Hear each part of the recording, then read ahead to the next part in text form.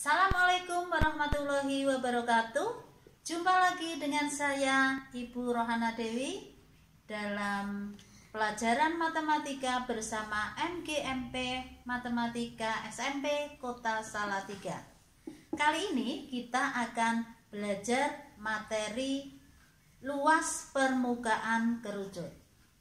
Tahukah kalian benda yang berbentuk kerucut? Ya, ada topi ulang tahun, ada caping, bisa juga wadah es krim, bisa juga tumpeng. Dan kalian bisa mencari bangun kerucut yang lainnya. Lalu, apa definisi kerucut itu dan bagaimana rumus luasnya? Apa itu kerucut? Kerucut adalah bangun ruang yang dibatasi oleh sebuah sisi lengkung dan sebuah sisi alas yang berbentuk lingkaran.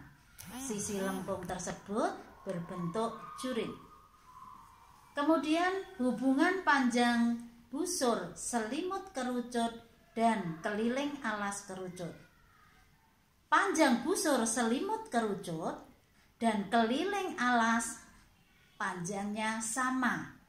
Karena keliling alas yang berjari-jari R 2πr, maka panjang busur dari selimut kerucut yang berbentuk juring juga 2πr. Bagaimana dengan luas permukaan kerucut? Kerucut terdiri bangun juring dan bangun lingkaran. Kita perhatikan pada juring. Pada juring, titik puncak P dan titik yang ada di alas pusatnya adalah O. Sehingga jarak antara titik puncak dan sisi titik alas adalah tinggi kerucut. Jari-jari alas R, sedangkan sisi miringnya disebut dengan garis pelukis atau disingkat dengan S.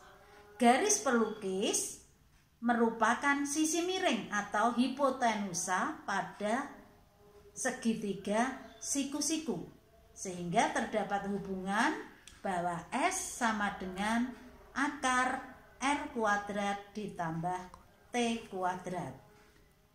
Nah, bagaimana kita bisa menentukan rumus juring pada kerucut? Yuk kita simak tayangan ini.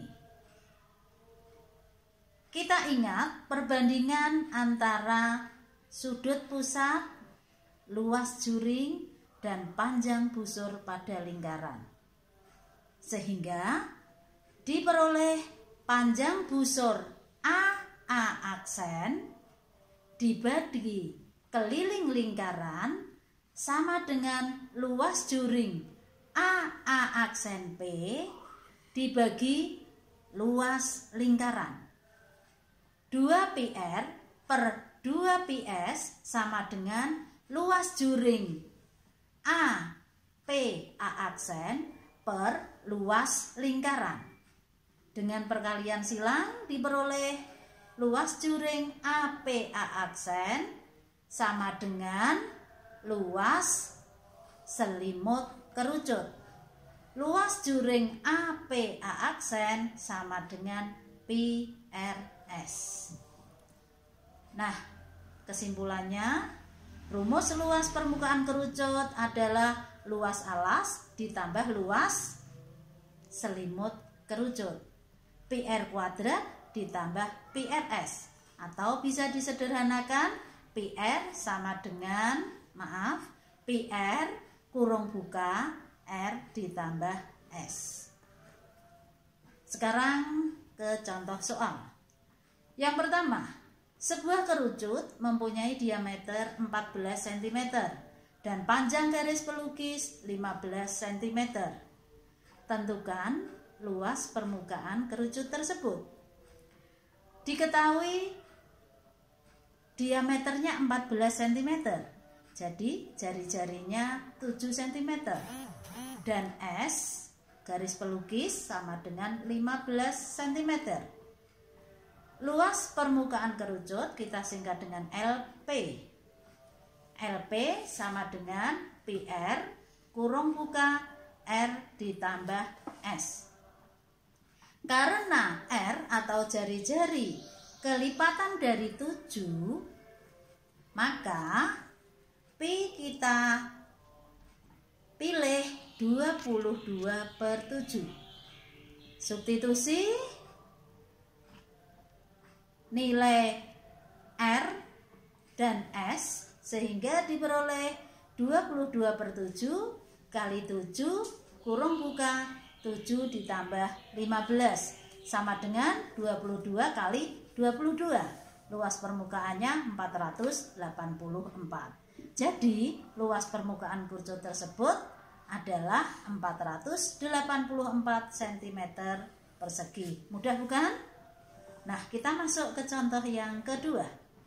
Sebuah kerucut memiliki alas dengan jari-jari 5 cm dan tinggi kerucut adalah 12 cm. Berapa luas permukaan tersebut?